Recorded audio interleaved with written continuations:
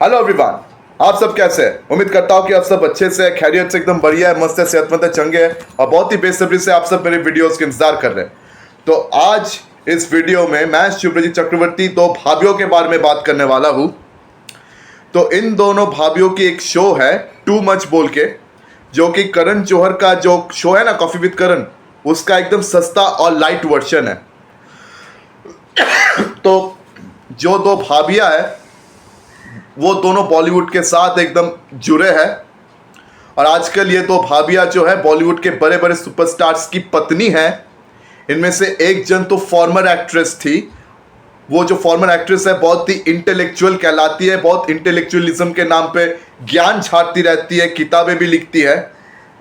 ट्विंकल खन्ना जी, जो राजेश खन्ना की बेटी और अक्षय कुमार की पत्नी है, और दूसरी है हमारे काजोल मैडम, काजोल भाभी। उनके बारे में कौन नहीं जानता। तो वो बॉलीवुड की आज भी बहुत बड़ी एक्ट्रेस कहलाती है। आज भी बॉलीवुड में बतौर एक्ट्रेस वो काम कर रही है। आजकल वो अजय देवगन की बीवी है और मुखर्जी समर्थ फैमिली से बिलोंग करती है। तो उनका भी एक बहुत बड़ा एक्टिंग बैकग्राउंड है, आप सब अच्छी तरीके से जानते हो।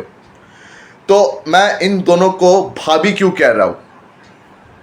क्योंकि इन्होंने जिस तरह की बातें अपने शो में रखी है ना, और जिस तरह की बचकानी कमेंट्स ये करते हैं, इसके बाद इन दोनों को रंडी भाभी कहना ही सही बनता है। मतलब ये दो रंडी भाभियां अपने गंदी सोच का पटार अपने शो में खोलते रहते हैं, हर रोज हर बार लगातार। तो एक एपिसोड था इसी too much with Kajol and twinkle का, जहां पर करण जौहर और जानवी कपूर ये दोनों गेस्ट बनकर आते हैं। ठीक है, तो इन दोनों से ये दो भाभियां सवाल पूछती है कि आपके अनुसार इमोशनल या फिजिकल चीटिंग, इन दोनों में से कौन सा चीटिंग खराब है, ज्यादा घटिया है? तो जानवी कपूर की जवाब आता है कि चीटिंग चाहे इमोशनल हो या फिजिकल, दोनों ही खराब है, दोनों ही घटिया है। कोई भी चीटिंग जस्टिफाइड नहीं हो सकता। ये जानवी कपूर का जवाब है। और बीच में उनको रोककर ट्विंकल मैडम, ट्विंकल भाभी जी अपना रंडी रोना चालू कर देती है। वो कहना शुरू हो जाती है कि फिजिकल चीटिंग में कुछ भी खराबी नहीं है, फिजिकल चीटिंग कुछ भी गलत नहीं है। आप फिजिकली किसी को भी चीट कर सकते हो, रात गई बात गई।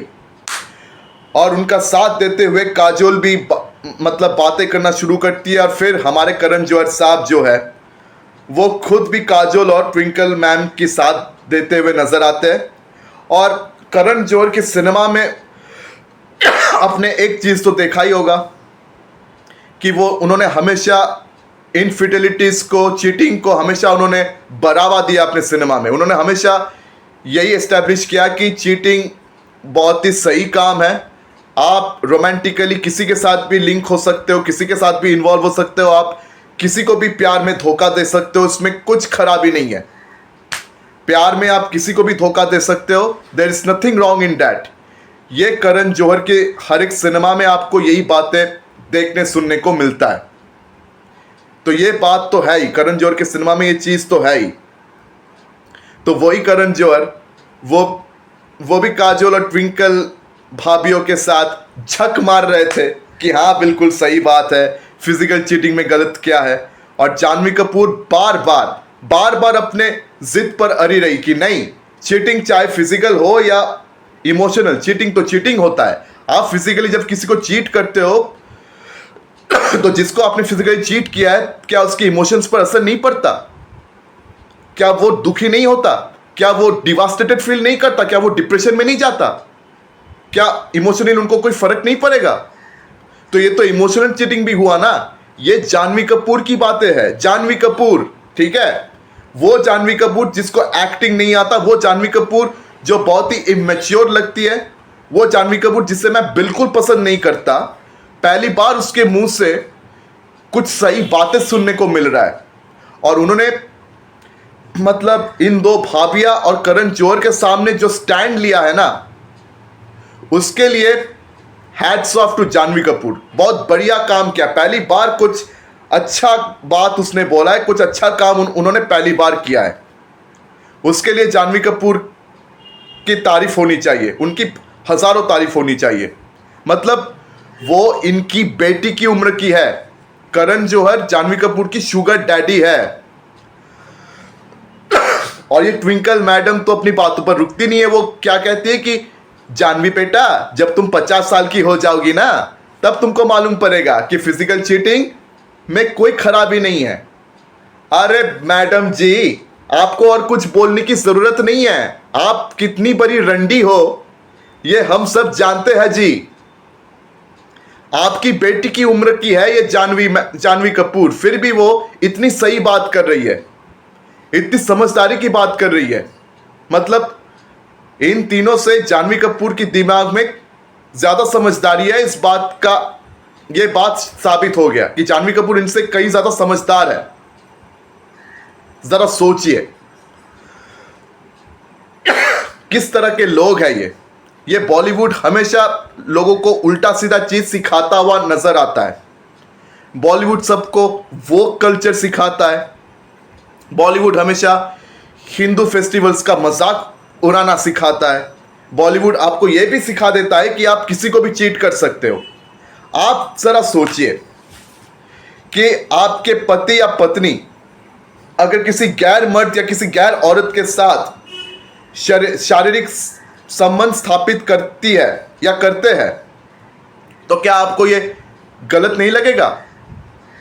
तो आप टूट नहीं पड़ोगे? आपको गुस्सा नहीं आएगा? क्या आप उसे डिवोर्स नहीं दोगे? कॉमन सेंस है ना ये।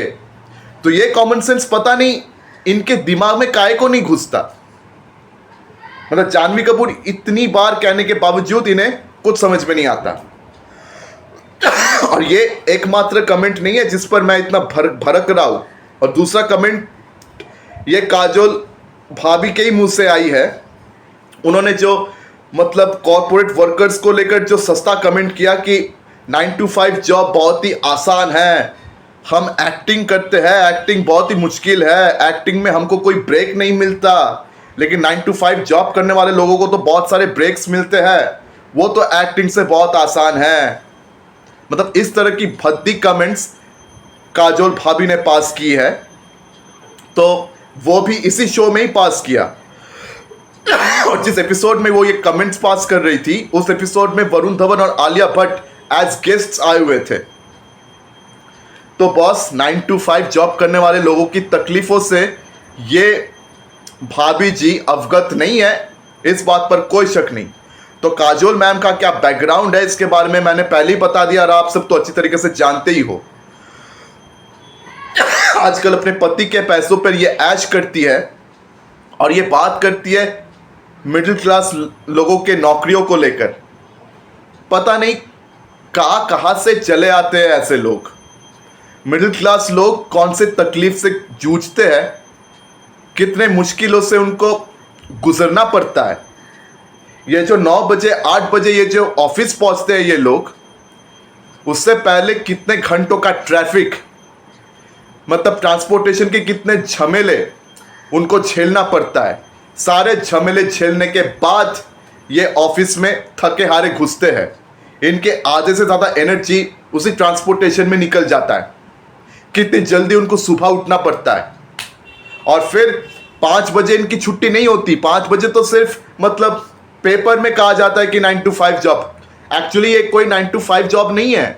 5 बजे की जगह 7 बजे 8 बजे कभी 9-10 बजे छुट्टी होता है। वहां से छुट्टी होने के बाद उनको फिर से ट्रांसपोर्टेशन का वो धक्के खाने पड़ते हैं। फिर से ट्रैफिक के धक्के खाओ और थके हारे ऐसे हालात पे घर पे घुसो और घर में परिवार वालों को झेलो, परिवार वालों को संभालो, अपने बच्चों को संभालो। कितना मुश्किल होता है लोगों के लिए, कितनी मुश्किल होता है लोगों के लिए। और उनको जो सैलरी मिलता है वो करोड़ों में नहीं मिलता, ठीक है। उनकी सैलरी इतनी ज़्यादा नहीं होता। जो सैलरी उनको मिलता है उसी लिमिटेड सैलरी में उनको अपना खर्चा चलाना होता है, उसी लिमिटेड सैलरी में उनको अपना परिवार चलाना होता है, उनके अपने बच्चों का खर्चा चलाना होता है, उनको ट्रांसपोर्टेशन का ये खर्चा चलाना होता है। अपनी ज़िंदगी ऐसे ही उनको सारी अपनी जिंदगी उनको ऐसे ही चलाना होता है, उन लिमिटेड पैसों से, उन लिमिटेड सैलरी से। ऐसी होती है इनकी जिंदगी। और ऊपर से मिडिल क्लास और लोअर क्लास लोग, मिडिल क्लास लोग खासकर, ये हर महीने टैक्स भरते हैं। ये हायर क्लास लोग, आप इनसे एक बार पूछिए कभी ये टैक्स भरते हैं क्या? काजोल मैम, ट्विंकल मैम, क्या ये दोनों टैक्स भरते हैं? क्या ये दोनों भाभियां कभी टैक्स भरते हैं? ये अपनी रंडीबाजी से बाज नहीं आती। पता नहीं कितनी बार ये रंडीगिरी कर चुकी है, कितने मर्दों के साथ इन्होंने संबंध स्थापित किया हुआ है, नो आइडिया। ये बात करती है 9 to 5 जॉब की। हाँ, चलिए इनके एक्टिंग के बारे में भी कुछ बातें कर लेते हैं। हाँ, उनकी एक्टिंग बहुत ही मुश्किल प्रोफेशन है, इस बात पर कोई शक नहीं। और एक्टिंग में भी आपको बहुत मेहनत करना होता है, खासकर जब किसी फिल्म की शूटिंग चल रही होती है तो कितनी घंटे शूटिंग होगी, 10 घंटे, 12 घंटा, 14 घंटा, 20 घंटा, कुछ अता पता नहीं रहता। बहुत लंबा चौड़ा शूटिंग आवर्स इनको झेलना होता है, लेकिन सिर्फ तब जब किसी फिल्म की शूटिंग चल रही होती है। और उस शूटिंग के दौरान भी उन एक्टर एक्ट्रेसेस के पास बहुत सारे वैनिटी वैन्स होता है। जब तक उनका शॉट रेडी नहीं होता वो उन वैनिटी वैन्स पर रेस्ट करते हैं। उन वैनिटी वैन्स पर वो रेस्ट करने के अलावा और भी काफ़ी सारे गुल खिलाते हैं। और क्या क्या गुल खिलाते हैं ये सब आप अच्छे तरीके से जानते हो।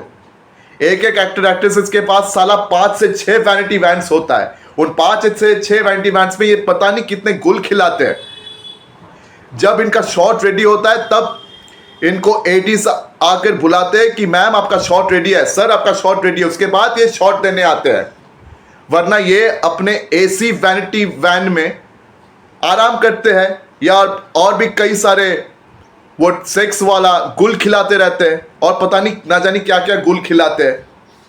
यही करते हैं वो सेट में आके। असली मेहनत शूटिंग के वक्त डायरेक्टर्स और उनके क्रू मेंबर्स करते हैं। उनको रातों रात, दिन रात उनको मेहनत करना होता है, क्योंकि वो सेट को सजाते हैं, वो सेट को अच्छी तरीके से प्रिपेयर करते हैं। शॉट को प्रिपेयर करने में बहुत टाइम लग जाता है। उसके बाद ये एक्टर एक्ट्रेसेस आकर शॉट देते हैं अपने। तो ऐसा चलता है एक्टिंग। और ये साले हमारे काम के बारे में कमेंट करते हैं। ये साले हमको सिखा रहे हैं कि कौन सा काम आसान है, कौन सा मुश्किल है। आप किसी भी कॉर्पोरेट एम्प्लॉय से पूछकर देखिए, अगर उनको कभी वरदान मिला कि अपना कॉर्पोरेट लाइफ छोड़कर एक्टिंग लाइफ में घुसने का, अगर उनको कभी वरदान मिला ना, ये एक बात पे राजी हो जाएंगे। आप एक बार उनसे जाकर पूछिए कि अपना कॉर्पोरेट लाइफ छोड़कर क्या एक्टिंग की जिंदगी में घुसना चाहते हो, ये एक बात पे राजी हो जाएंगे। क्योंकि हम सब अच्छी तरीके से जानते हैं कि एक्टिंग लाइन में कितने करोड़ों रुपए लगते हैं और एक एक एक्टर एक्ट्रेसेस को कितना करोड़ों रुपया सैलरी के तौर पर मिलता है। भाई इतने करोड़ रुपए के साथ हम आराम से रिटायर हो सकते हैं। इतने करोड़ों रुपयों में हमारी पूरी जिंदगी चल जाती है। लेकिन इतने करोड़ रुपया ये सिर्फ बाहर घूमने में लगा देते हैं।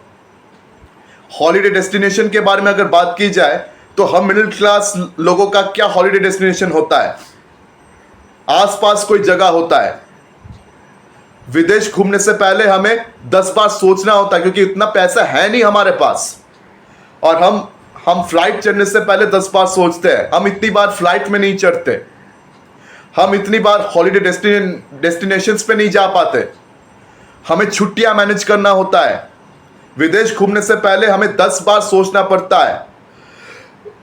हमें हर जगह तरह तरह का झंझट से गुजरना पड़ता है। एक वीजा बनाने के पीछे कितना मेहनत लगता है हमारा। और ये वीआईपी वाले, इनका क्या जाता है? ये वीजा तो चाहे तो 2 दिनों में इनका वीजा बन जाता है। इसके लिए इनको कोई मेहनत नहीं करना होता। और ये अपना holiday destination Germany, Switzerland, France, Japan, Germany, China, Maldives, ऐसे ऐसे जगह पे ये हॉलीडे डेस्टिनेशन प्लान करता है, या फिर कोई और विदेश में जाके डेस्टिनेशन प्लान करते हैं। ऐसा होता है उनका हॉलीडे डेस्टिनेशन। ऊपर से प्रोड्यूसर का पैसा फोकट में उड़ा के ये किसी भी देश में उड़ जाते हैं। किसी भी देश में ये कोई भी गुल खिला के चले आते हैं। ये होता है उनका हॉलीडे प्लानिंग।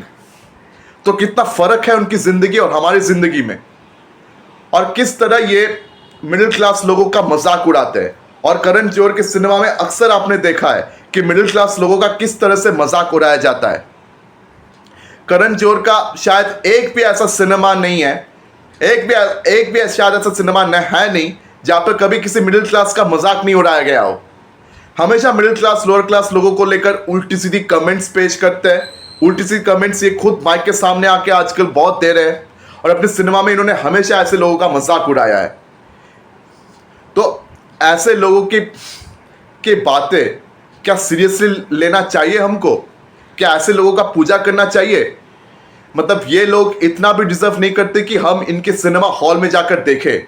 हम मिडिल क्लास लोग इनके सिनेमा देखने के लिए एक एक टिकट के पीछे कितना पैसा बर्बाद करते हैं मालूम है? हम साले अपना पैसा बर्बाद करके हॉल में जाके इनका सिनेमा देखते हैं, फिर भी इन सालों को कोई शर्म नहीं है। ये हमारे मजाक ऐसे उड़ाते रहते हैं जैसे ये उनका जन्मसिद्ध अधिकार है। तो ऐसे लोगों का इज्जत मैं बिल्कुल भी नहीं करता।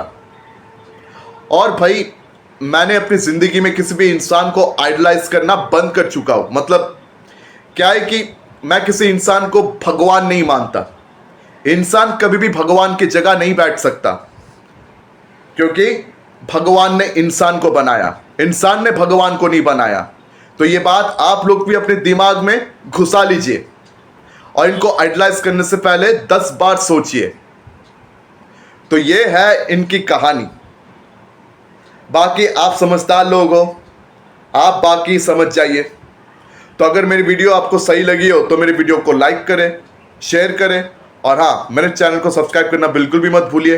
तो आज विदा ले रहा हूँ, फिर मुलाकात होगी अगले वीडियो में। धन्यवाद।